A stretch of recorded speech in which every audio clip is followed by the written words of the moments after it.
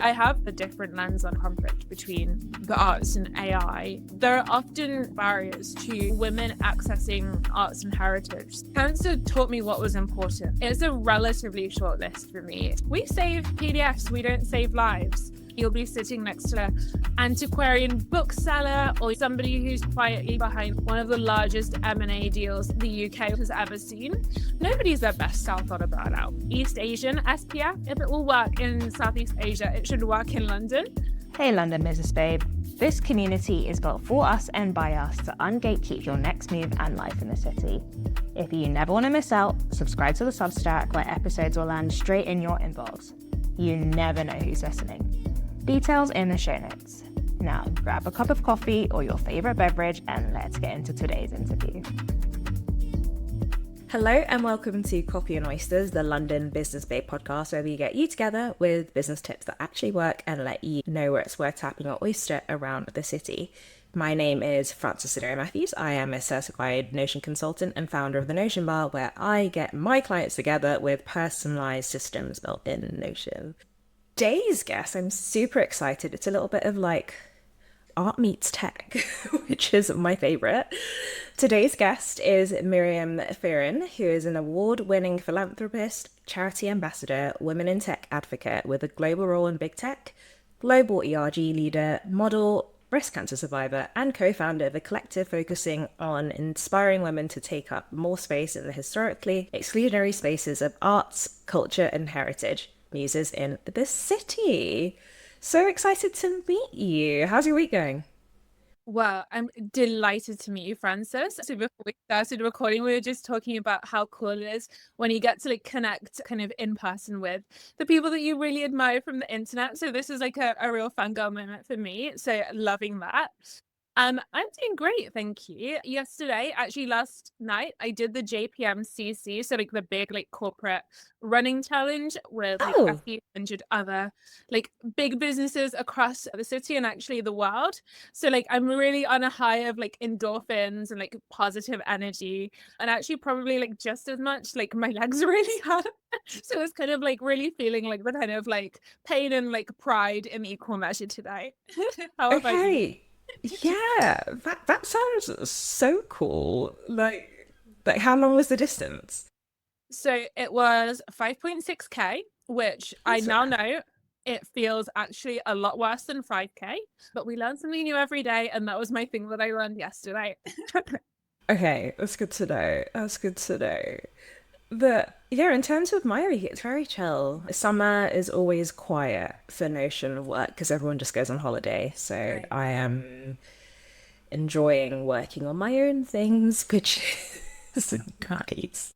But yeah, I'm so fascinated about your journey. Like you do a lot.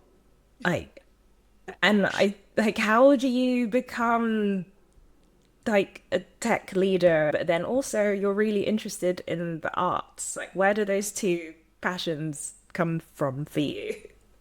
That's a great question. So actually, maybe I will start with when I was a little girl. I Yeah. loved Barbie. I loved the fact that Barbie could do everything. And I actually really loved, I had this doll called Sahara, and she was called Sahara Adventurer of the Amazon. And Sahara had not only like a really cute outfit, but she also had like hiking boots. And she had a laptop and a mobile phone and some medical supplies to look after animals. And she had a Range Fantastic. Rover and a pet monkey. And so in my little like child brain, I was like, I don't really look like Barbie, like I'm not blonde, but I look a lot like Sahara. And Sahara can do like a million things. And she's so cool and pretty, but she's also like this like career girly. He's like out in the like wild, like with her like laptop. And so I think like subconsciously, that's what got me really into like this idea of being able to do like whatever it was because you enjoy it. And then actually a really formulative experience was when I was at Mm. college. I went to an international program. So I didn't actually study A levels. I did the IB. And Oh, in the okay. IB, there's this like huge focus on like being well-rounded above being a specialist, especially when we're so young. So we had to do all of like our classes. I did like mathematics, I did like environmental systems and societies, I did like history and like international relations.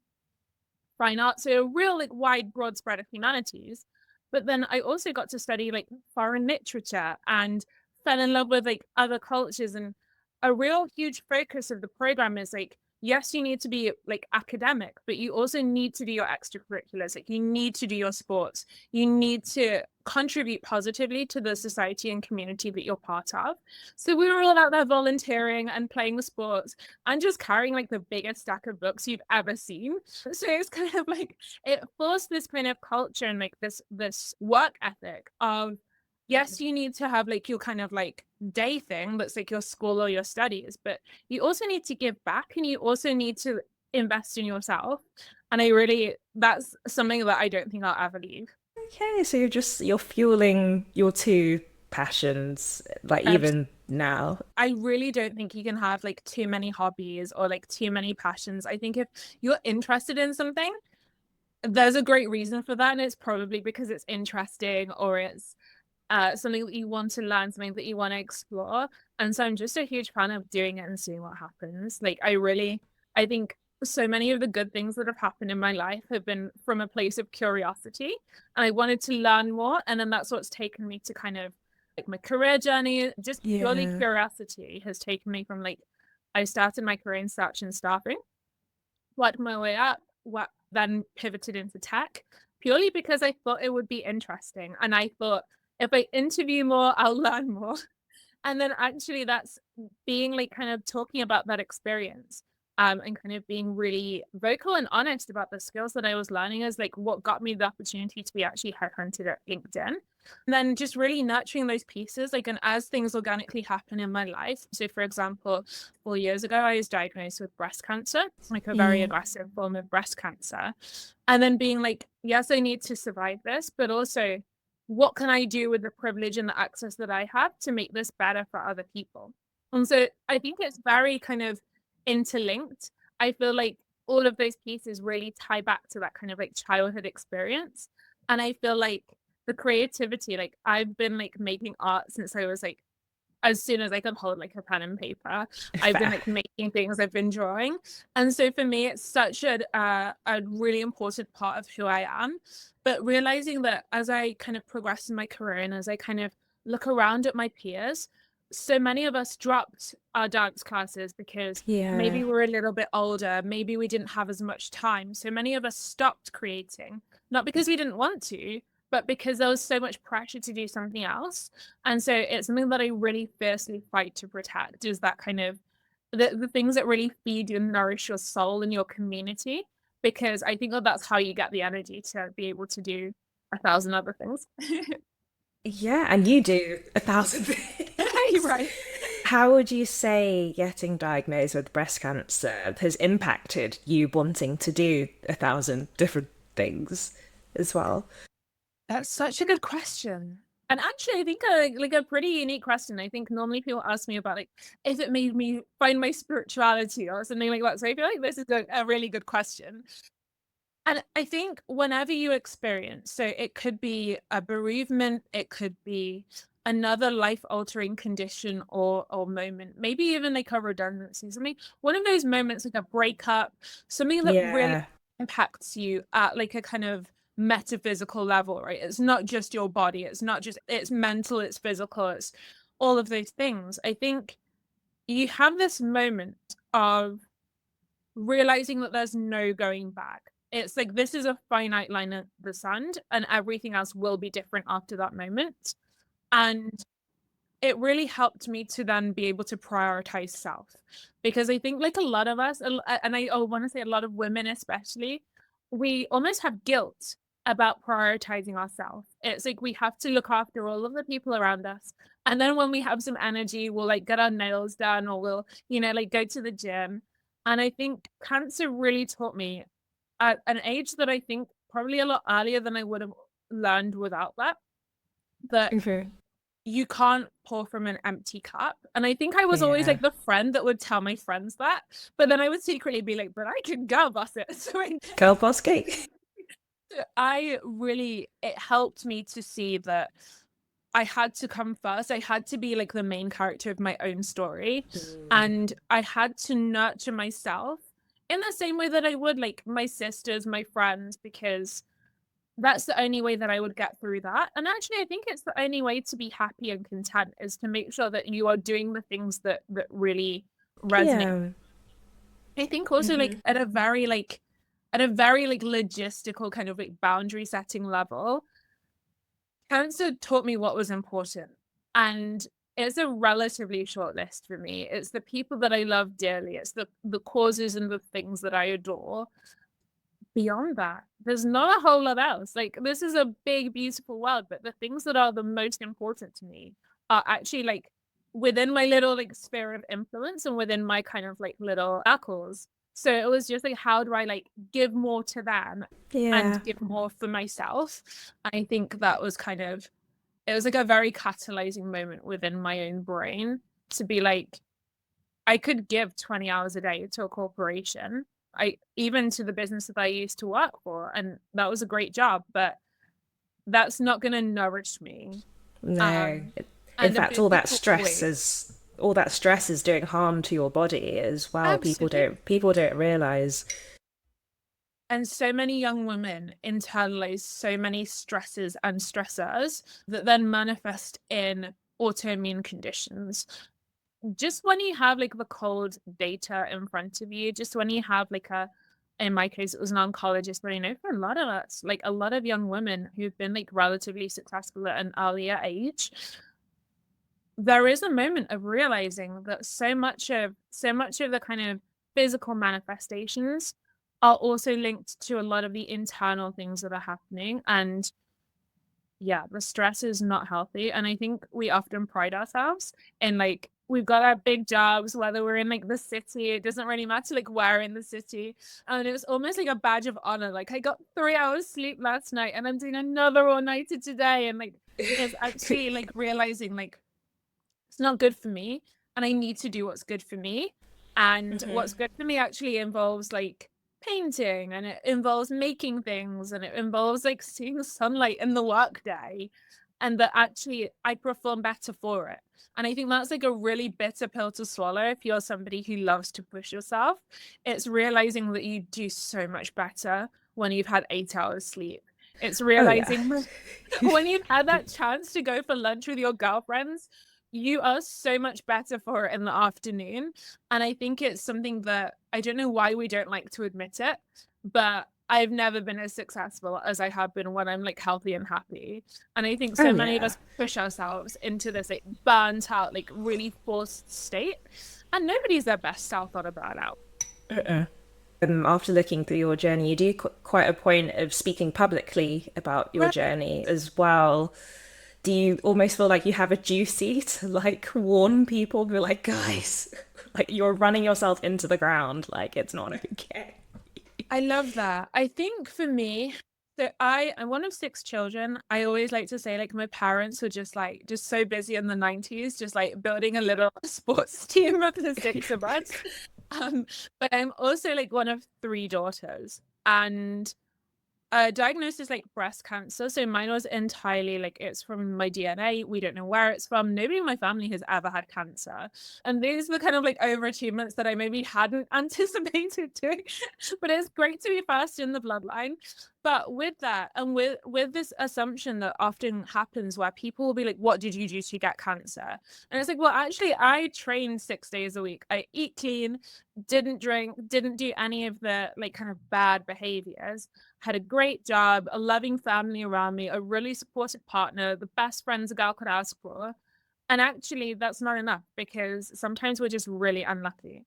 And then realizing at the same time that I'm a woman of color, I'm like a Black woman, I'm a multiracial woman, and looking around and realizing that a lot of the women who look like me didn't make it through their journey. A lot of us got the same, like, very aggressive, very horrifying cancer diagnosis.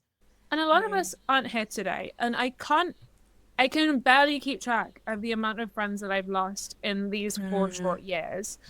And so there was this absolute compulsion, yes, to warn young women to protect themselves, but actually beyond that, to know that if I survived this journey, I needed to show other girls that they could too. Because when I Googled, I remember the first things that I did when I got my diagnosis, I was given like a handful of leaflets, and every lady in every leaflet was a middle-aged white lady. And so not seeing yourself makes you worry and makes you wonder. And then I remember Googling like what happens to young women who have cancer or like something to that effect. And then it was kind of just very scary information. And then I was Googling like young Black women with cancer, and it was Yeah. even scarier. And then I was like, oh my God, like maybe it's because none of us make it. Like maybe this is why I'm not seeing any of our faces. And so when I did eventually, I found a lady on Instagram. So kind of like I found called Miriam Fearon, and she is a phenomenal force to be reckoned with. She is a beautiful human who creates community for Black women who have experienced cancer. And through her, I met some incredible women who looked like me or kind of similar to me, or and then it was like this instantaneous experience of having hope for the first time in a journey where you don't know you're going to survive. And I remember like my darling friend Nina, who unfortunately passed away. I remember at the time being like, I can't explain to you in words the sense of relief of seeing somebody who physically looks like you and has like very similar. She was also very creative, but also had a corporate role. And just being like, oh my God, like she's out here and she's still beautiful and she's still like an amazing speaker and she's still fun. And everybody loves her, regardless of this horrendous card that she's Yeah. out in life. And I just thought, that's exactly who I want to be, and it's exactly what I want to do. And I feel like that was the moment that really gave me like a purpose, like a really true purpose for being in this world, which is that I want to make it easier for the next woman, because unfortunately, like in our lifetimes, 1 in 2 of us will be diagnosed with a cancer. And I just want to make sure that as much as I can, the really negative experiences that I dealt with don't happen for the next girl, because really it's hard enough. You don't need to deal with things like systemic racism or kind of unequal access. You really actually just need to focus on getting through it. And now that I have the energy, I want to be like making sure that I'm devoting it to the right thing. Yeah. Yeah, no, that's honestly such an inspiring journey, and I feel like it's great to see people like you making such a scary topic that people like to normally just like hush hush and like kind Right. of brush under the rug. But it's very prevalent and it needs to be talked about and made less scary in a way, especially for Black women who where there is not really a lot of representation as you Absolutely. found. But Yeah. I really want to talk about what you are channeling this energy into Muses in the Yeah. city. Tell us more about that. How did that come to life? Like, it's so cool. Thank you so much. You're welcome. A little bit biased, but I think so too. Um, Muses in the City came from a place of initial inspiration being the 9 muses from classical mythology, and are kind of like, so we are nine women in city roles and arts and heritage roles, who are brought together by a dear friend Yinzi Wang, who works as a lawyer. There's a lot of lawyers, a lot of women who work in the city, like in finance or in like tech, like myself. And then also women who are archaeologists and Egyptologists. And we were sat around a table in a members club in Whitehall, and we were looking around and we were seeing that nobody on the walls in any of the gorgeous paintings looked quite like any of us. And a lot of them, yeah, there was not a lot of representation. And we realized that it's not just in those spaces, it's also in public spaces. So there are often visible or invisible barriers to women accessing spaces and places in arts and heritage. So maybe it's the logistics of having a really busy, demanding city job, which mean that it's really tough to get to a gallery opening that you really wanted to see. Maybe it's because it's really imposing because you're not sure if that particular library is actually members only, and you're not really sure why there's like somebody standing at the door, and you don't really know, and you don't really feel safe to ask. Or maybe it's actually the fact that I think there's a lot of talk about the male loneliness epidemic, but I think that there's also a lot of loneliness for younger women in cities also. And I think the more demanding your career, the more demanding your life becomes, the harder it can be to meet other like-minded people who maybe then would make like going to a gallery and sketching or taking a little art class or tutorial, or maybe just going to like a panel talk about something that you find interesting, like it immediately feels safer when you're in community.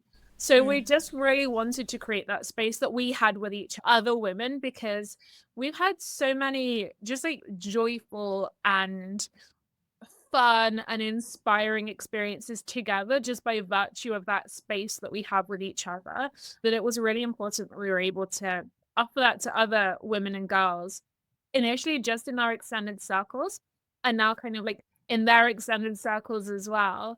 Because yeah, women are very natural community builders, and very naturally, like throughout antiquity, we've always created space for creativity and storytelling. And so it just felt like a really beautiful and natural progression that even in 2026, even when we're in law and finance and tech, that doesn't mean that we need to not do creative pursuits and have girlhood. Like it means that we can actually get to do both now. Oh, yeah. What have been some of your favorite excursions that you've gone on as part of Muses in the City? I love that. I love excursions, actually. It just gives you like all of the kind of like whimsy and excitement of like a school trip. Yeah. Gotta say, so one of my absolute favorites has been anything that we've done at the V&A. So the V&A was always, as a child, like in my little child brain, it was like the most inspiring, creative, impressive place to be. I kind of still think like that now at my big old age. And I think being able to share, often for the first time, not just the V&A in a way that feels very welcoming to our attendees and our communities, but then to also do things like sketching events or dancing events, things like that. It's it feeds me in a way that people are always like, how do you find the time? And it's like, this is what gives me the space to have the time. It's being able to see like all of the girls like together, like looking at like a classical statue, or listening to one of our incredible like co-founders explain like the principles of sketching or something like that, and just seeing like how everybody's so absorbed, everybody's so inspired. And I think for me, just being able to create those catalyzing moments where they're able to say like, I haven't been to a gallery since I was a child, and now I'm going to come back next week. I'm going to bring my child, or I'm going to bring my friend who hasn't been. And I think that's literally the reason why we all do it. And so, in terms of the logistics Yeah. of running it, do you kind of split it between the original nine, or does it fall mainly with you, or how does running the community work the day to day? It works in a WhatsApp group chat for the most part. So I No. will say Yunzi has definitely, especially in our first year, did the absolute majority of the kind of organization. I think as we've kind of found our feet, we've naturally fallen into a bit of a rhythm as to who does what. So I look after things like building a website, and I look after things like, yeah, like creating collaborations and just organic kind of partnerships. We have our amazing colleague, friend, co-founder Katie, who is like a voice artist for audiobooks and acting. And so naturally she owns our podcast because it just makes perfect sense. We have classically trained dance instructors who would naturally lean into the kind of more physical pursuits. And then we have professional artists who would naturally lean into the kind of more artistic instruction. And so I think that there has been this really beautiful organic kind of alignment of roles and activities, but there's also a really amazing freedom of being like, I'd like to try this. Anybody want to do this with me? And you just know that you will have at least one, but often many people will be like, yes, and let's connect this with these people. And I think that's the joy of having not just the nine of us, but our extended communities to really kind of create opportunities and spaces. Yeah, it definitely feels like something that would spread quite quickly through word of mouth. Have you experienced that? We went from 9 to over 200 in a Okay. few years, and that's purely invite only. I think that's something that as we grow, making sure that we are still a tight-knit, very safe community is very, very important to us. But I think it also just speaks to the fact that it was necessary, and other women and girls really saw and really aligned with exactly what we were trying to share. That's so cool. 200 people. That's so cool. Have you ever tried getting everyone in the same room at once You know what? We yet? haven't yet. We haven't yet. It's a logistical nightmare to try and find space for that many people in central London when you are a nonprofit. Is not the easiest thing, but if anybody would like to offer any space, always grateful, always thankful for that. But it's definitely something that we would like to do. And I think as we grow and as we've collaborated with other organizations, so people like The Incredible When Life Gives You Lemons, just seeing the energy that comes from these spaces really inspires us to want to do more and to want to do bigger. But yeah, anybody who's willing and able would absolutely love That would be so fun. I feel like that the people you must attract, that would be just loads of interesting conversations in that room.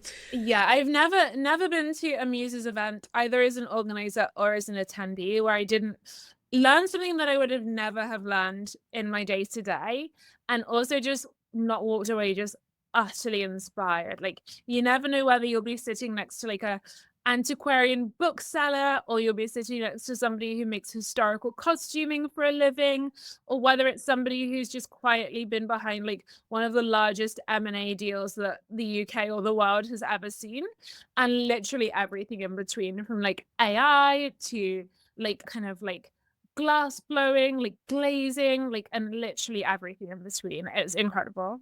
And so you speak quite a lot about AI transformation Good. within your day job. Yeah. How do you balance that with your interest in the arts? I feel like they're both having a bit of a moment Sure. right right now.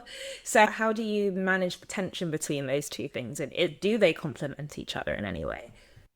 I feel that's a brilliant question. I think ironically, it was a title of a panel that Muses in the City hosted at the NLC not too long ago. It was the kind of conflict, or if there was a conflict between um the arts and AI.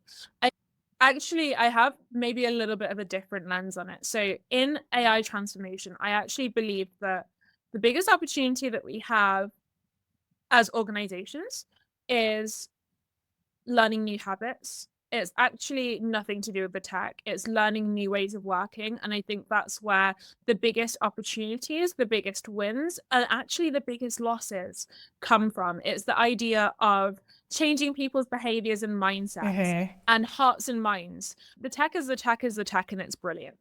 But we need infrastructure, we need processes, and we need for people to feel safe using it and to feel empowered, to not feel replaced, and to feel safe to make a mistake as they learn a new way of working.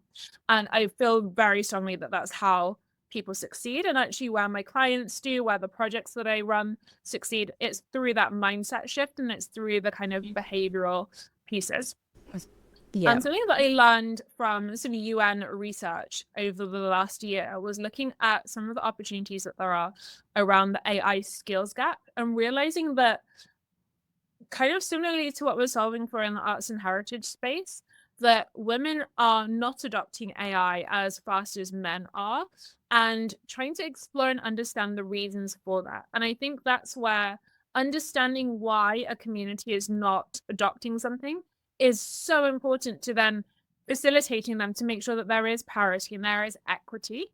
And something that we learned through the UN Commission on the Status of Women was that women are oftentimes more afraid to use AI because they are oftentimes more likely to be the victim of abuse or deep fakes using it. And so I think understanding things like that is so powerful and so helpful in then being able to meet them where they are and validate those concerns.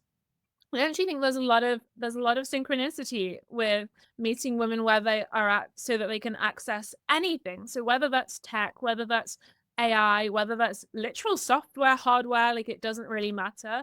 It's exactly the same as an intimidating building or an imposing door. It's just that one of them is in the cloud and one of them is physical. But actually, I think that there's a lot of similarity between the both.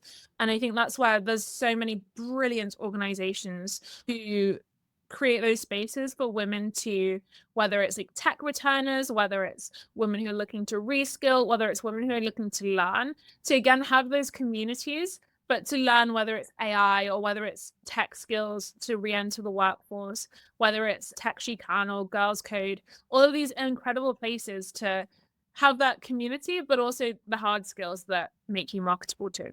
I've never thought about it like that. The physical door of a building, but Mm. also like, do you have the right software? Like, both things can be scary. Absolutely. And like super intimidating. And I do kind of like when I Googled like my illness all those years ago, I think if you're a young woman who maybe doesn't have AI skills and you start typing things into the internet, you can read some really scary stuff that makes it all the more intimidating. So it's all about just sharing, but it's just another skill. It's no different to using a calculator. It's no different to all of those pieces.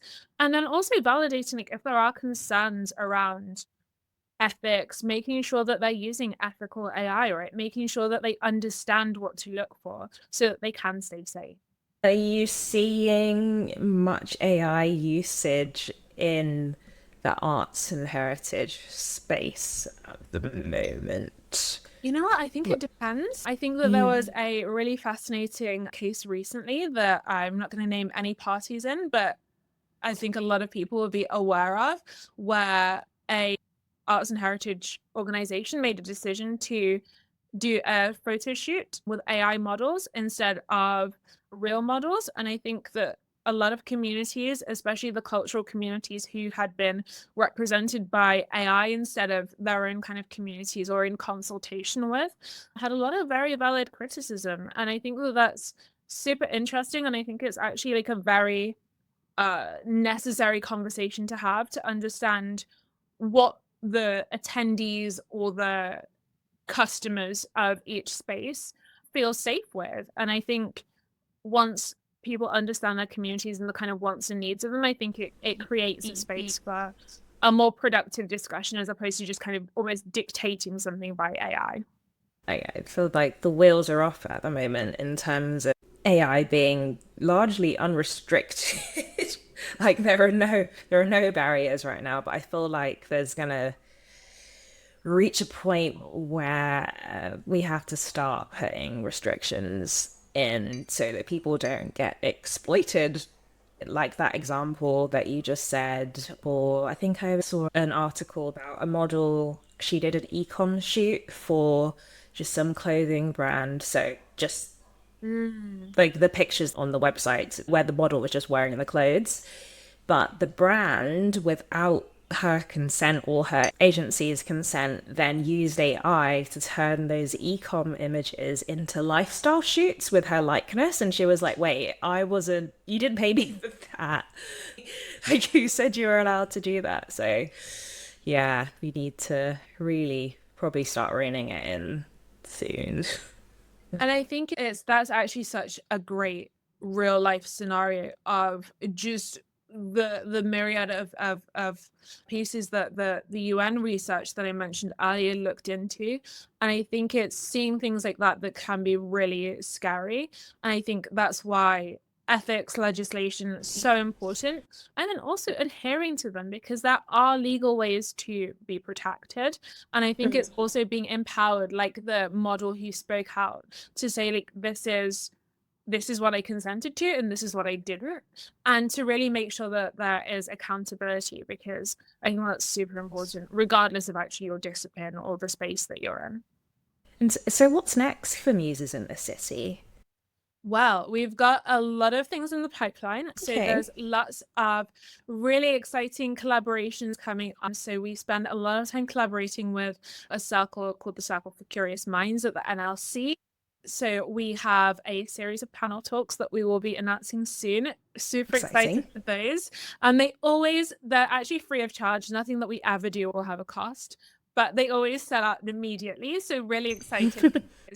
And then also really excited to be able to share more in a few weeks around our next collaboration with When Life Gives You Lemons. They're an incredible nonprofit. I mentioned them earlier, who look after creating space and community for young women who are like first generation, generation immigrants. And so there's a lot of crossover in the spaces that we naturally work in, naturally socialize and network in. So it's always super exciting to get to collaborate and bring our communities together. Where do you normally host your panels? It very much depends on who will let us have space. So, yeah, it very much depends. I think for our next piece, we're actually hoping to do like a bit more of a social, but we'll get to have some space outside. But yeah, watch the space. Really exciting. I will 100% link your details in the show notes so people can go find you. Hope you're enjoying the show. Would love to hear what you're thinking. Drop a comment and share your thoughts. Even better, if you're loving the show, take 2 seconds to rate us 5 stars wherever you get your podcast. It really helps other people find us. And if you want to be a guest, details in the show notes on how to sign up. Now, let's jump back in. Thank you so much for sharing your journey with us. I'm sure a lot of people will take a lot from your journey who have had similar experiences as well, or are going through similar experiences right now. But I would also love to talk about things that bring you joy. And so I always love to start this section off with music. And so do you have an ultimate hype song? Yeah, you know what? I have a few. I think it really depends on like what I need to do, what I need to like psych myself up or hype myself up for. I love show tunes. So like literally if I'm at home, there's nobody around, like my neighbors aren't home, I will just blast The Greatest Showman as loud as my speakers will let me. Because for me I just love like the kind of classical show tunes. Like anything from The Greatest Showman, actually anything, almost anything Andrew Lloyd Webber also. Huge fan of Phantom of the Opera. And actually more recently, like anything from like Hamilton or Hadestown, like I feel like they're like great to like get me into like a work mode. And then if I'm gonna be like running or anything like that, I love The Weeknd. I love like Miley Cyrus or like Nessa Barrett, Tate McRae to just like keep me like staying interested, just trying to get some miles under my feet. Fair. What were you listening to on your race yesterday? You know what? I made a real error in not bringing anything. So I was listening to the sound of 10,000 people's feet just pad the pavement. I was listening to a lot of heavy breathing. And I was listening to my thoughts being like, why didn't you bring your headphones? Why did you think this would be fun to just see how it felt? Did you not enjoy it without the music? You know what? It turns out a run is a lot more fun if you're yapping to your friends or you're listening to Tate McRae. When you're just listening to the sound of like trainers on concrete, not as fun.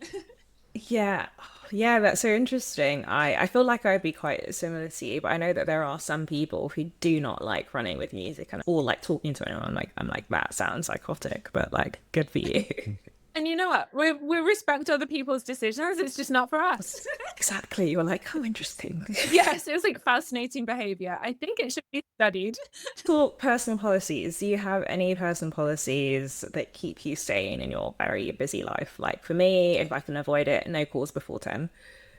Love that. Love no calls before 10. Not so much for my professional life, but just by virtue of like a global role, right? But I think the biggest piece of advice that I think I had to be told a few times to really like accept it and almost to have the confidence that it was okay was no is a full and complete sentence. And I remember at one point after I kind of like, you know what, that's right for my personal life. I remember challenging a coach that I had at the time and being like, yeah, but not professionally. Like professionally, you don't do boundaries. And he was like, no, you do. And you need to learn them because otherwise you'll be taken advantage of.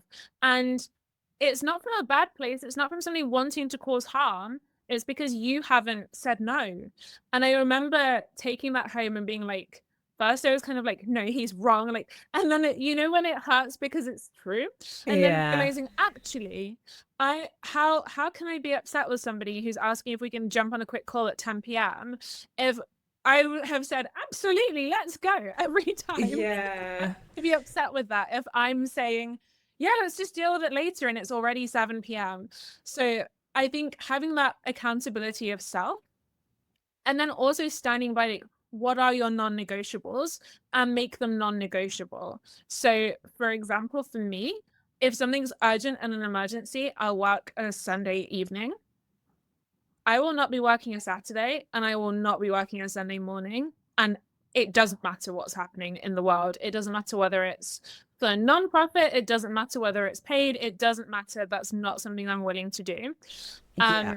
And then I think also making sure that I really am one of those people that if I'm really fixated and really doing deep work, I can sometimes forget to go to Pilates. I'll just work through. I'm just like in the zone. And so making sure that I hold myself to my schedule of exercise and also making sure I hold myself to my social schedule, because in the grand scheme of my career, a couple of hours dinner on a Thursday is going to mean nothing. That's the thing that I will regret when I'm 80 and looking back and being like, oh my goodness, like, why didn't we all hang out as friends? Oh, it was because I was typing things. Like, that's not a good enough excuse. So really like holding on to those pieces of like well-being, making sure I'm seeing my friends, and then the rest of it comes and goes. And that's okay, because at least I have the energy and I have the kind of internal support that I need. Yeah, it's just like it really goes back to what you were talking about at the beginning about the things that truly matter to you. Absolutely. It's just like it's not life and death if that Excel isn't done. Normally. Quite literally. One of actually, I won't name any names, but one of my favorite customers, she always reminds me that in our varied and different jobs, we save PDFs, we don't save lives. And that is such a privilege. And you know, if I did have to save lives, that would be a whole different conversation. But luckily, I type emails, I go to meetings, I give presentations. And luckily, if I make even the worst mistake in the world, actually everybody's going to be safe at the end of it. And I think that's really kind of helpful to understand, because I think that's a lot of pressure to really put yourself under pressure to deliver. And I think that absolutely that's essential for high performance, but not to the detriment of your health. And I think that's the piece that sometimes can almost be a little bit conflated. And I think, yeah, let's make sure that we're saving PDFs and we're doing it in an amazing way, but also we're not saving lives. We are typing our emails and we just want to make sure that they're really good ones. Absolutely. There's a Substack you might enjoy, actually. I think it's literally called The Burnout. Yes. And have you seen it? I have seen it. Yeah. Yeah, it's so good. It's basically, for people who aren't familiar, it's this woman, I forget her name, but she used to run like a semi-successful like marketing agency, and then she just closed it because she was burnt out and getting sick, and it was just like, it was not going well for all the reasons that we've talked about in today's episode. And so now she has a whole Substack dedicated to things that she's doing to not burn out, which is really interesting to read, actually. So yeah. And so now let's talk personal style. How would you describe your style uniform, and are there any brands that you lean on? Great question. I would describe it as probably recovering corporate. So I started my career in search and staffing. I hosted client events. I spent a lot of time in front of clients. And then even in tech, like maybe we do jeans occasionally, but very much still quite corporate, quite formal. And I think post-COVID, there's definitely, even in corporate now, like a lot of people don't have to wear ties anymore. Like the 6-inch heel is like a thing of the past. And my ankles are probably kind of grateful for that. So I think that there's still a part of me that's like, I really miss almost, that kind of 2021, a silk blouse, a pencil skirt, and the highest heel that you could physically stand in. Yeah. But then there's a part of me that's so grateful that I actually work in big tech. So on occasion, should I not have any client visits to do? Should I not have any work travel to do? I can actually rock up in a pair of jeans, a pair of flats, and the largest sweatshirt I can find. And that's actually okay. And it doesn't come Yeah. easy to me, but I really value that space to be able to just show up.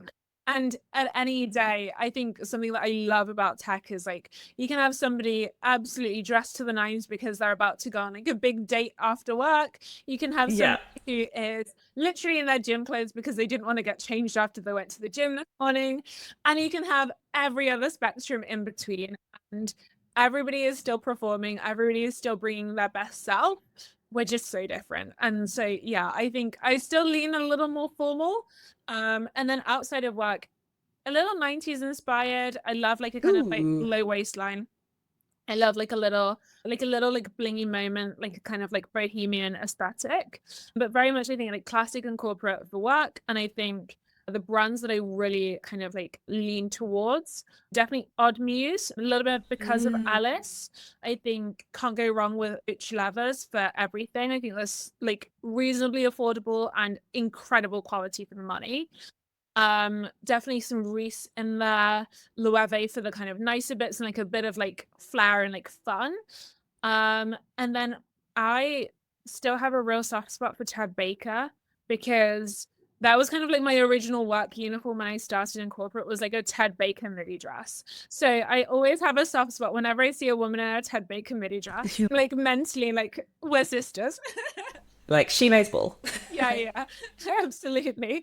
And then I think outside of work, a little more casual, like a little more like Motel Rocks, a little more kind of, yeah, like space to breathe. Absolutely adore Tank Air. I think that's super cool. Love Paloma Wool. So kind of like a little bit more of that kind of like 90s piece. Any silks from Voya, I will buy. And then I absolutely love there's like tons of like vintage, like 1990s Calvin Klein and Diesel on Vinted right now. Yeah, yeah, So yeah. I've been having like a huge like moment. Shout out to my friend Megan, also the archaeologist mentioned earlier, but really taught me some tips and tricks to like find some really cool stuff on Vinted. So yeah, like definitely recommend that too. Oh yeah, yeah. No, I live, love, laugh. I Vinted is my life. Obsessed. Love that. I'm so with you on that. Absolutely. Amazing. And now let's talk beauty. What are your hero beauty products? Could So be face, hair, skin, anything. I am a huge like skincare, beauty, hair, nails, teeth girly. I think the biggest recommendation for like clear skin, like uh a glow is to start with your skincare. Before you buy any like great moisturizers, before you buy any like I don't know, like a really like designer makeup, like whatever, you want to make sure you're wearing your SPF because not only does it prevent signs of aging prematurely, it actually most importantly prevents your risk of skin cancer and also other kind of physical blemishes that you can get from sun exposure. So start with your SPF. I recommend SPF 50 just because I think it's the best one. And I Yeah. really recommend actually there's a brand called Beauty of Joseon. They Yeah. are hyper affordable. They're in like Boots and Selfridges and Phoenix and like everywhere. For like a little bit of a kind of like bougie one, I love Supergoop. I think they're brilliant. Or Shiseido. And I always try and like look for like East Asian SPF because their climate is like a lot more warm than ours is. There's a lot more UV and it's also super humid. So I feel like if it will work in Southeast Asia, it should work in London. So Yeah. really strongly recommend that. And then also, I'm a huge fan of dermatologist skincare. So instead of just like spending like hundreds in like Boots or like the Selfridges beauty haul, see a dermatologist, take the hit on the money to get that consultation, that recommendation. In my case, the recommendation is prescription tretinoin. And that does more for me than any foundation ever has. So I would definitely start with the skincare and then you can kind of just shop for fun because then you have like a solid base of like clear skin, even complexion, like all of the things that you're looking for. Just drink tons of water and just like right now my favorite is Armani Luminous Silk. That will probably change next month, but for now that's my fave. And you know what? It does the job and it just feels nice. So I quite like it for that. Fair enough. Fair enough. Yeah. I'm also big SPF girly, I should say, but the one I use at the moment was I got it for free at an event that I went to in New York last year, and I've just kind of like fallen in love with it. It's called My Block Skin, and it's a clear gel, Yeah. but it feels so nice on your skin. I think it's got some aloe vera and like glycerin in it as well, and it's such a good makeup primer. I You love just get, that. It, it's just instant glow. It's so good. But yeah. then because it's part of the makeup, but it's you've done your SPF as well. So important, and that's why I love Supergoop. It comes in like a little like tube or one of those, and you just like rub it over your face, but it's like a clear gel. And yeah, it's great for gripping your foundation too. Literally, two in one, two in Yeah, one. literally, it's like a life hack. Music. Now let's talk tech. Yeah, What absolutely. are some of your favorite tech tools that you could not live without? So this is like a controversial one, but brick, actually. Brick your phone. Love, It's so good for your love mental brick. health. I say that as somebody because I work in tech, right? And then I also have a social life. My husband works away, I work away. Like everything is done through screens. So I really, the time that I can spend not on screen for me is like precious and to be protected. My screen time, like across like my work devices and personal, some days is like 18 hours. That's like not incredible. So like just making sure that I can get away from the screen when I can, hyper important to me. And if we have tech to do that, why not? I really love right now a couple of like kind of apps that are, my opinion, like super interesting, cool. So the first one is SD, which is like a photo editing app. Do you think it's really Oh, I think I've cool seen. for the girls who used to be VSCO girls back in the day? I'm like one of those. It's like for me, it was just kind of like I found it. It was like very similar to that. So I love that for just like pictures. I love it for just being able to keep everything in like a really cohesive aesthetic. I think it's great. When it comes to other like apps that I've been trying or kind of like playing around with, I'm like the last person in the world to get the Canva app on my phone. And that has been a game. I've been really enjoying just making sure that I'm up to date with all of like my like physical mediums. So something that I like to do in my spare time is like collaging, journaling, etc. And a piece of tech that I think is the coolest thing ever is the Canon mini print. So my husband gifted me one as a birthday gift, and it's like a teeny tiny instant printer that's literally like about this big. So like kind of probably just over the size of a credit card. And it comes with an app and you can print stickers, labels, like Polaroids, just literally from Bluetooth. It doesn't even need to touch your phone. It's just the coolest like little like gift. I think it's so sweet, when you want to like take a selfie and you don't want to like lug around like a Polaroid camera. Yeah. You can still have that little keepsake and memento for you and your friends. And it's also so precious to be able to like do like customized like little like stickers that you can put on like a card for somebody's birthday or something. I think it's really cute. Well, I don't Like think we've had people hardware. say physical things, and Yeah, I love that. I love like for tech, like hardware and software. I think it's just there's something I find really satisfying about like something physical. In terms of like podcast newsletters, is there anything that you want to give a shout out? You know what? There are loads of things. I think something that I always love to do a bit of a shout out for in podcast land is a podcast. It's a American, like New York based podcast by two female comedians and social commentators. And they are just, I feel like almost entirely they have no takes that I would ever disagree with. But actually I think that they have such a fascinating way of blending like pop culture with politics and the zeitgeist and like social influences Ooh, and factors. And I think that's so cool because I think oftentimes those kind of conversations will get dismissed in the podcast space as being kind of pop culture only, and it's almost seen as a little lower brow. But I really admire the way that they're able to connect like geopolitical events back to why are colors trending on Instagram or TikTok. I find it to be just so fascinating, and I think it's the kind of journalism that I just really respect and really enjoy consuming, that kind of like long form, really thought out, well researched, and kind of like balanced piece that's connecting all of the dots that we're kind of maybe noticing ourselves but haven't had as much time to think about. So huge plug for Good Noticings podcast. Also, absolutely love the FT news briefing. Don't think I'd be able to do most of my like morning conversations without it. Fair. And then a huge fan also of there's a podcast called Soft Skills Engineering, which I think is absolutely just like a great place for anybody who's like tech curious, anybody who's like in tech as a space, anybody who wants to kind of stay abreast of those kind of corporate skills that are not always given as much time as the kind of harder skills are, but are definitely like really interesting and like necessary right now in the market. Okay, thank you. Well, 100% add those all to your profile so people can check them out. I'm very interested in the good noticings one, actually, so I'm going to add that to my list. Absolutely. My personal list. Yes, please. So hey again. Did you know there are roughly 100,000 London business babes out there? And we're on a mission to reach as many as possible. Enjoying what you hear? To support the hours of work that goes into making this special, you can either A, consider supporting directly as a paid monthly Substack subscriber to also unlock future exclusive content for less than a coffee and a croissant.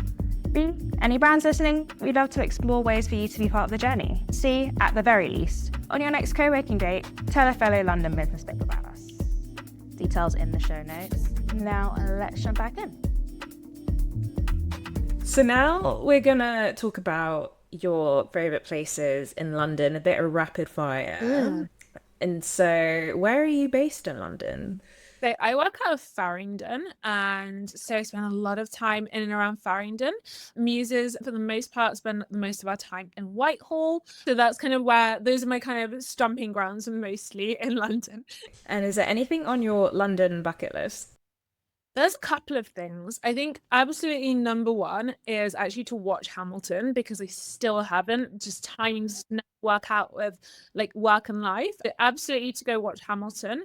Absolutely to completely rinse for the next year my English National Opera youth membership, because the ENI can't use a youth until you're 35. So get on there, like really take advantage. They are just impeccable opera and ballet, and super accessible price points. I'm talking like £20, if that, for tickets, which is phenomenal when you realize that the kind of more mature audience members are maybe spending 6, 7, 8, 10 times that. So yeah. Like strong recommend for Fair that enough. one.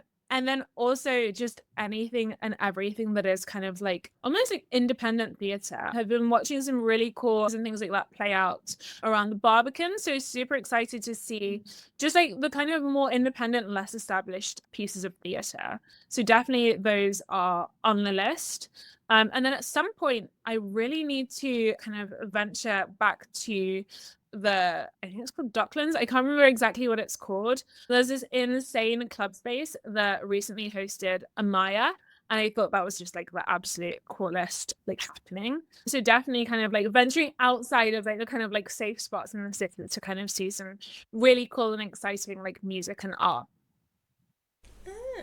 Very cool, very cool.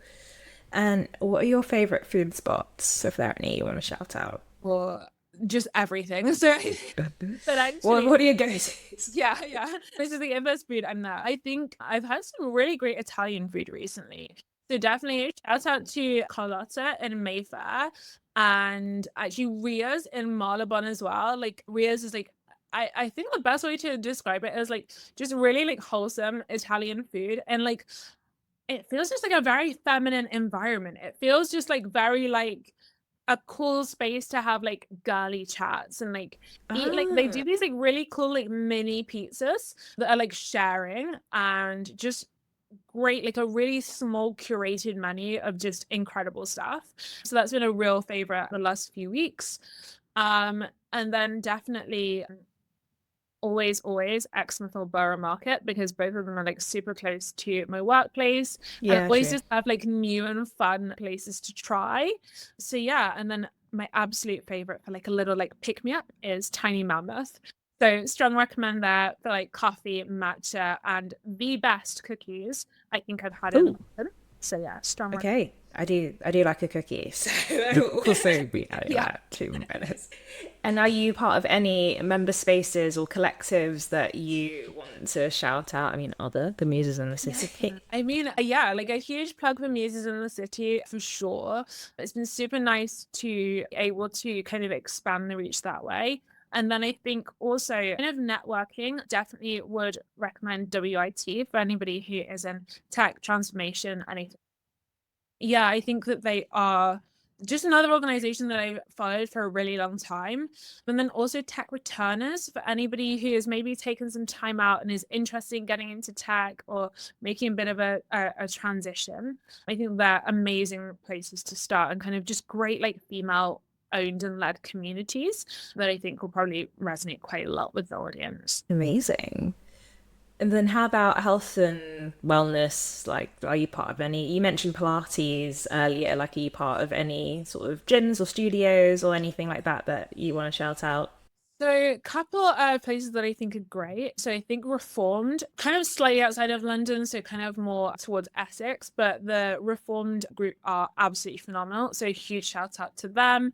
Really also love Bar for Bar. I think they're brilliant. Have never met a Barry's boot camp that I didn't hate in the moment and love afterwards. And then actually Air Spa and Bust as well. You know, when you just need a little pick me up, you want like a kind of like really luxurious environment to like just recover, like do some you time, maybe go for a celebration. Definitely recommend that too. Or Spa at the Corinthia. So like a few different places like that. But I think depending on like where you are in that kind of, whether you want to like push yourself or whether you want to kind of like recover and be very gentle, there's like hopefully something for you. Hey, yeah, I will 100% check all of those out. Thank you. Don't worry if it's a lot to take in. All of the amazing tools, spots, and recommendations mentioned by our guests can be found in the Coffee and Oysters guide. Details in the show notes. And so now I'm gonna wrap up. I always love to say that we are our own and each other's biggest cheerleaders. So, and what's a recent win for yourself that you want to shout out, and also of someone else that you want to shout out as well? This is like my favorite part of the podcast, so it feels so surreal to be like I get to talk now. That's super cool. And I absolutely love the talking about your own wins, because it's something that I personally find super hard, to the point where it's been like feedback that in my coaching and like career progression that I have to improve on. So I absolutely love that you're like forming this habit across your communities. So when I was getting promoted, actually, so getting a principal CSM, super proud, just because it's such a competitive space to work in. It's such a competitive business, and I just work with really amazing people. So to be constantly like made better by being around them is super exciting. And then to actually have that opportunity to be successful has been just like really motivating, really exciting, and has just given me like now like even more to look forward to as I kind of continue to progress. So that's definitely like my kind of career win of late. And then actually I wanted to, for my kind of a shout out to another business babe. So one of my Muses co-founders and just IRL friends, Catherine Casaza. She is a rising star for Brummel's 100 Rising Stars in the 30 under 40. And she is a phenomenal lawyer. She is just like the go-to person if people are interested in following her career at Fidelity. And she is also one of my Muses co-founders. Just another like really like well-rounded, just like really interesting, really inspiring woman, and a brilliant storyteller. She's posted on her LinkedIn a couple of like video podcasts, and she's just fascinating. So recommend, like shouting her out and giving her a follow if anybody's interested. Love that. Wins all around. Absolutely. Love to see it. Congrats. Thanks. Then I always love to say, you never know who's listening. Is there anything that you want to plug specifically? And is there anything that you need help with? Yeah, I love this too. And I love like, when you're like, oh, maybe I don't know, but I can connect you with somebody else. It's like my favorite. You never know. Yes. So I love that you do that also, like for your guests and for the community too. obviously wanted to plug in the city, but also wanted to plug a couple of nonprofits that I just really wanted to make sure that if anybody is experiencing cancer, if anybody has experienced it in the past, or you have a loved one who's experiencing cancer right now, definitely Black Women Rising for women of color and Black women who are experiencing the disease, or your like friends, loved ones, partners. Also wanted to plug Future Dreams. So Future Dreams has the energy of like a gorgeous members club where fun events and happenings take place. But actually, they are another nonprofit who are dedicated to caring for women, people experiencing cancer, and their loved ones. So when you go to a Future Dreams like yoga retreat, it feels exactly the same as when you go to like a really cute one that is in like a really nice hotel or something like that. But the only difference is you're there to like be in community with people who are also experiencing the disease.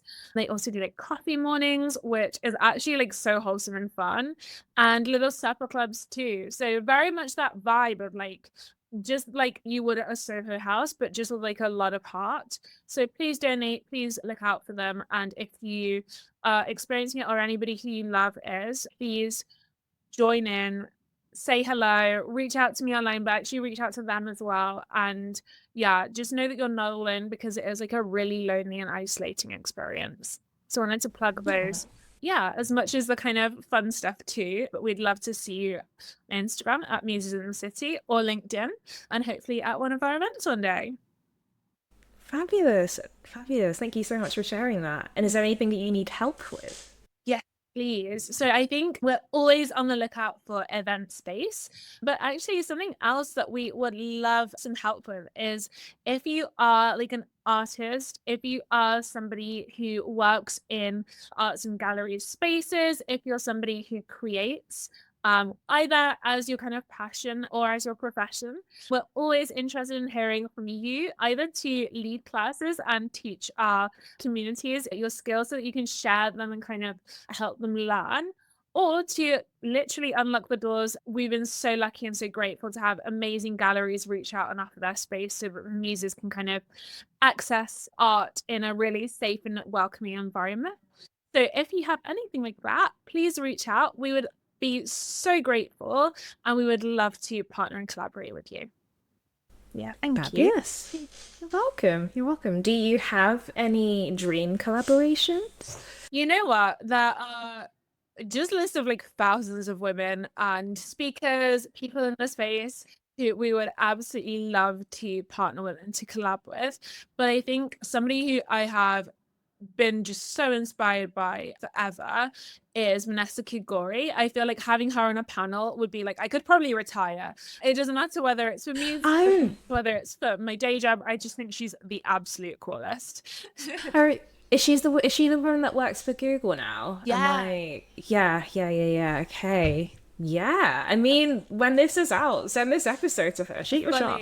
I just, when you just see something like just on every level, just perfection, just really just setting a precedent. So always just eternally inspired by her content. Well, this has been an absolute joy. Thank you so much for coming on today's episode. Where can people find you best to follow along with your journey? Well, thank you so much for having me, and just thank you for what you're doing again for the community. Like, as somebody who's like experienced that part of it, it's just such a joy also to be here and to thank you. And then yeah, please follow me on LinkedIn, linkedin.com/Miriam Fearon. And yeah, if you're interested in chatting about tech, chatting about AI and transformation, let me know. And if you're interested in arts and the heritage space, or if you want to support any of the philanthropic work that I've been doing with any of those organizations, always down to have a coffee, down to have a chat, and just see if we can be helpful. So yeah, I would love to just pop my LinkedIn really. Fabulous. Thank you so much. Thanks for listening. Get in touch at coffeeandoysters@gmail.com. Stay connected at Coffee and Oysters Pod on TikTok and Instagram. And never miss out by subscribing to Substack. Details in the show notes. And most importantly, keep those 5-star ratings coming, and see you next time.